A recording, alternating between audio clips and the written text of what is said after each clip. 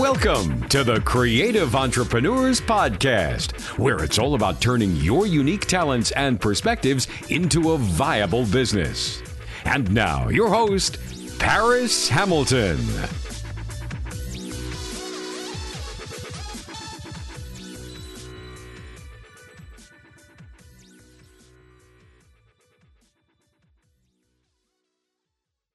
Hello, everyone, and welcome to another episode of the Creative Entrepreneurs Podcast. This is episode number 22.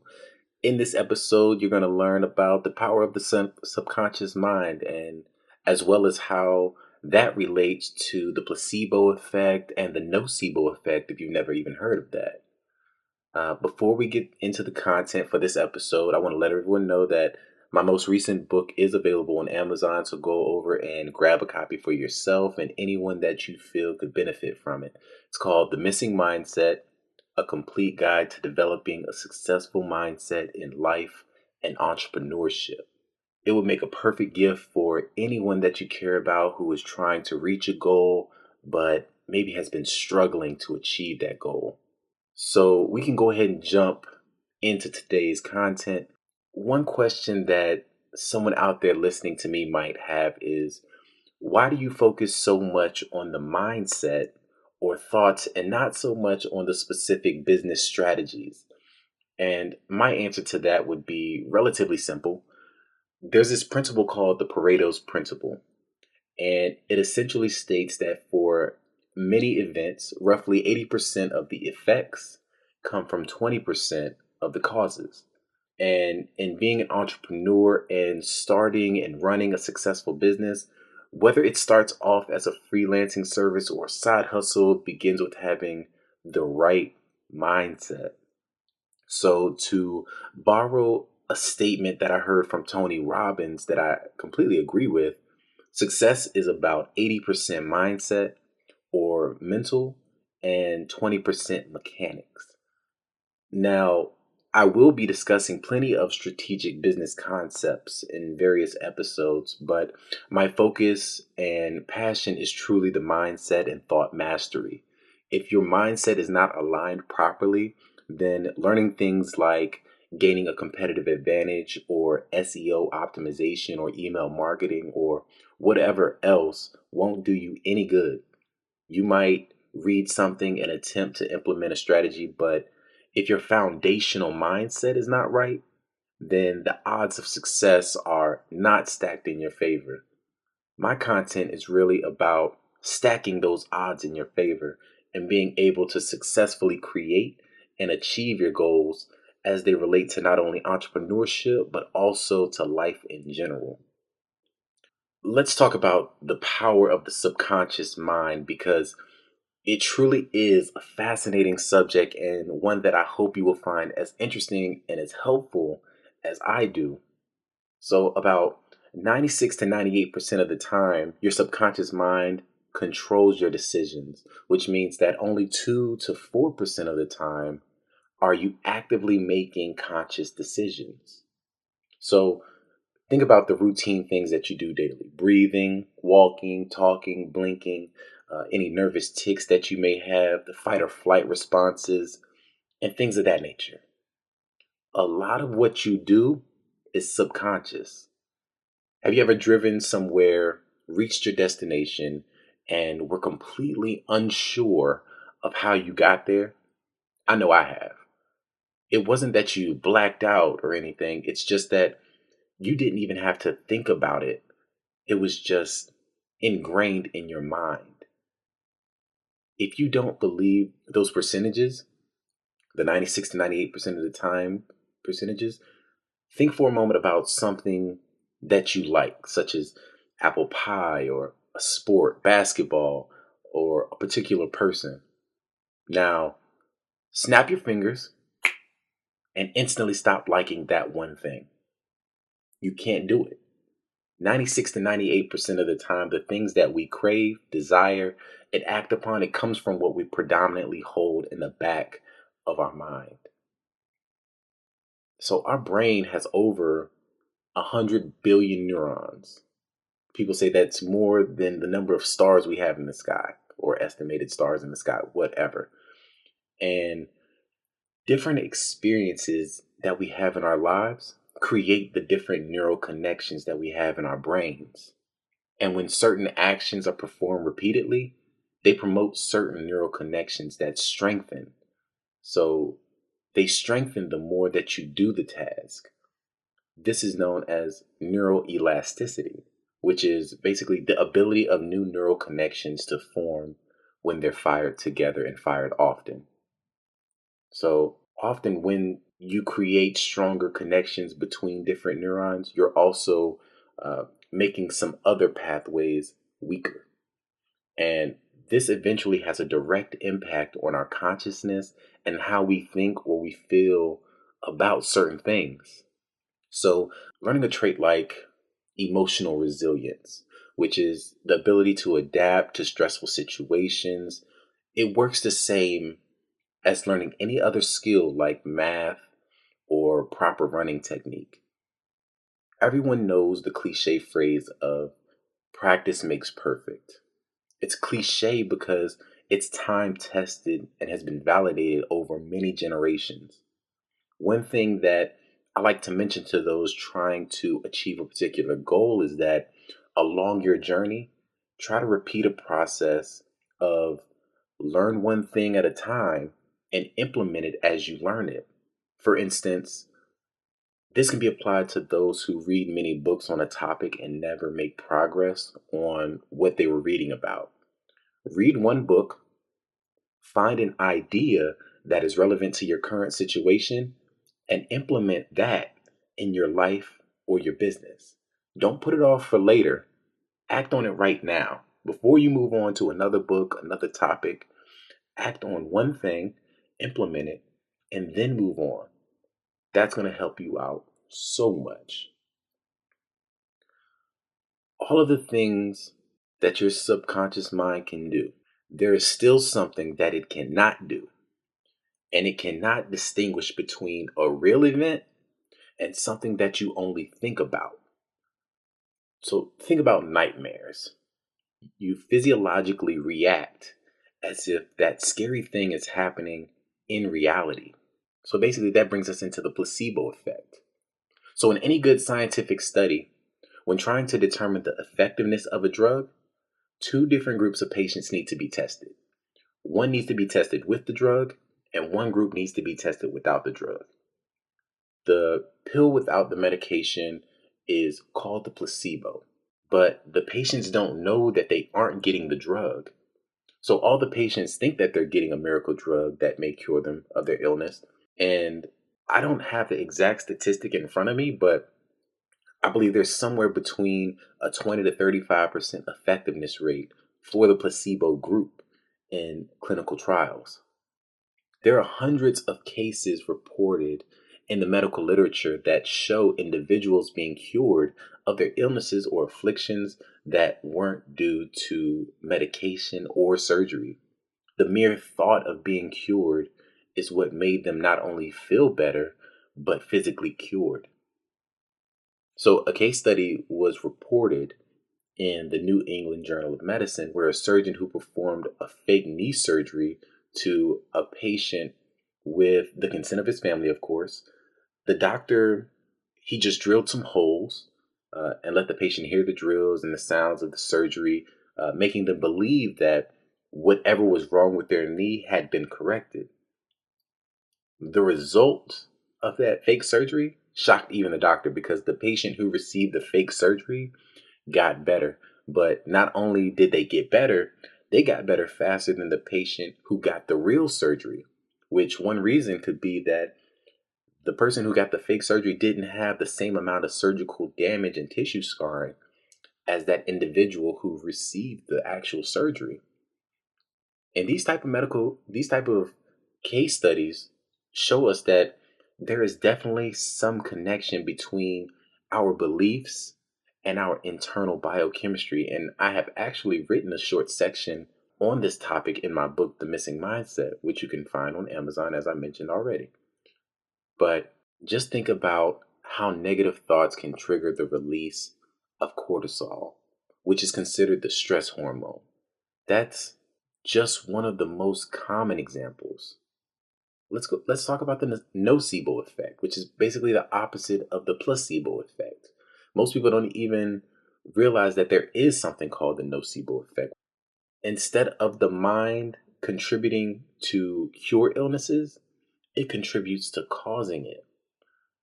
There are also cases of individuals who have a physical manifestation of an action on their body just by thinking about it. Think about hypnotists. This is their specialty. They implant thoughts into your subconscious and you act out things accordingly with those subconscious thoughts.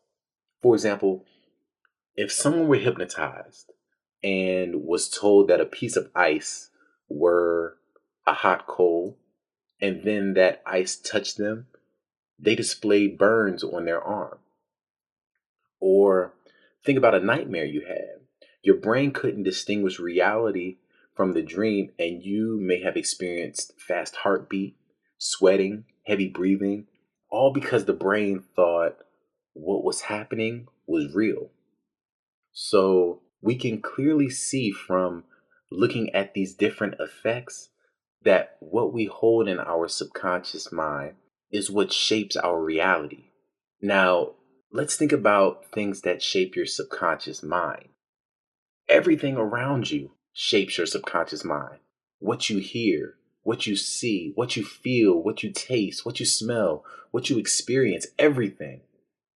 Some children are desensitized to violence these days because of the excessive graphic scenes they see in video games, on television, in movies these days. Not to say that that's going to lead them to do violent things, but by a certain age, they've seen many simulated graphic scenes of death and stuff in television, in cartoons. Most people purchase things from stores because of subconscious thoughts that they have from advertisements or testimonials they were exposed to prior to reaching that store. That's the power of advertisement. Another aspect of shaping our subconscious mind are the thoughts we keep and how we react to various situations. You may or may not have heard a cliche phrase that goes like so: it's not what happens to you, it's how you react. And that is a very true statement, especially if you realize that one event can be interpreted various ways by various individuals or different individuals. For instance, a base jumper or somebody who jumps off of tall buildings or cliffs or bridges can experience a feeling of euphoria when free falling through the air. However, someone inexperienced and trying for the first time might get a rush of cortisol, the stress hormone, flooding through their bodies through the same process. Another example is how the presence of one particular person can annoy the heck out of someone, but make another person completely happy. That's because it's not really about the situation. How you handle things is very important and plays a huge role on your physiology. The subconscious mind is always working in the background throughout your day, and even when you're sleeping, it's trying to solve the problems that you have come up with using all the information that you have taken in over your lifetime. So imagine having the world's most powerful computer system and the world's most brilliant scientists and operators at your disposal. And whenever you want to know something, you just take a problem to these individuals and you tell them your problem, and either they use the computing system to give you an answer to your problem, or they tell you how you can go about finding the answer. That is exactly what your brain is doing for you. There are three things that you have to take into consideration if you want your subconscious to work for you and not against you. One of the issues is that you have to define what the problem is in your mind. You have to be clear and have specific goals. If you don't have goals, then your mind can't come up with an answer. If you don't even know what you want to accomplish, the subconscious mind is triggered by clarity of definition and by decisiveness. You have to be clear on what your goals are. The clearer and more decisive you are about what you want, the more able your subconscious mind will be in bringing what you need into your life. The second thing, you have to be able to tap into the subconscious mind. This can also happen when you're sleeping, but you have to realize when an answer was just presented to you. A lot of times we wake up and we're like, man, that was weird.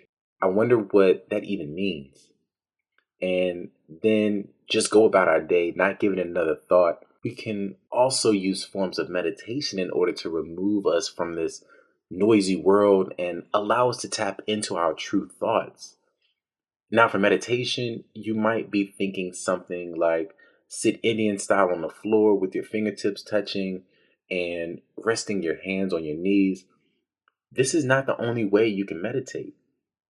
You just need uninterrupted silence and a comfortable position with your back erect. Honestly, you can probably lay across a couch and stare at the ceiling with your phone turned off. Not on vibrate, but turned off. But I'm no meditation expert, so don't quote me on that. I've even heard people meditating by doing different actions like walking or running, but definitely do some more research on that and think about meditation because I know that it can be useful.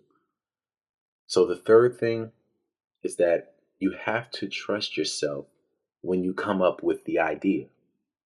You likely have had multiple moments of creativity and insight before, and you just haven't trusted yourself enough to follow through on an idea. For instance, have you ever seen a product and thought to yourself that you can make something better, or ask, why don't they offer something like this? And then later down the road, after you haven't acted upon your idea, you see some big corporation or other individual who ends up developing the very idea that you once had. The difference between you and them would just be that they trusted themselves enough to follow through on their answer to a problem. There wasn't a lot of inner chatter that talked them out of acting on an idea. That is a skill that you must develop if you want to get to whatever your definition of success or happiness is. So, if what happens in your reality is shaped by your subconscious, then what shapes your subconscious? Like I mentioned, everything around you, that's what I want you to remember. Everything around you is shaping what goes into your mind. So be careful about what goes in to your senses.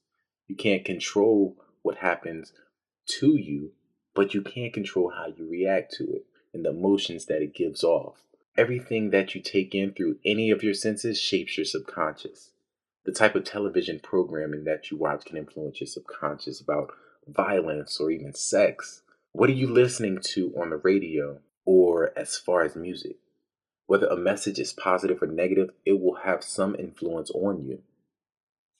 There's a famous quote by a French microbiologist and chemist, Louis Pasteur, that says, fortune favors the prepared mind.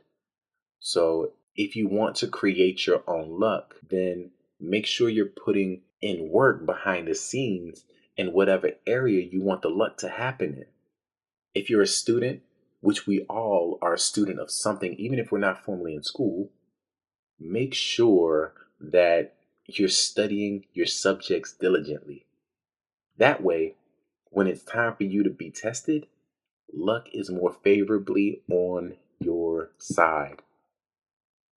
To summarize this episode, we've talked about how your brain is able to form new neural connections and allow you to acquire new knowledge and skills through practice of your actions as well as your thoughts.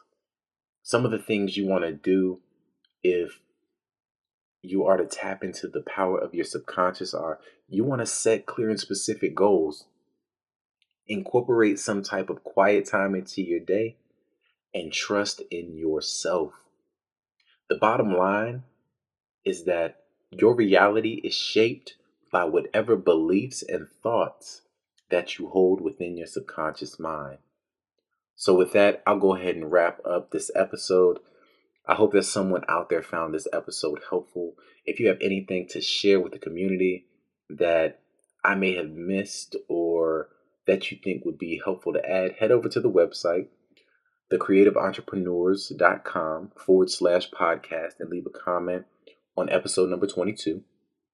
So as always, I look forward to serving you in the next episode of the podcast, which will be dedicated to talking about consistency. Make sure to tune in and hit the subscribe button on iTunes or YouTube.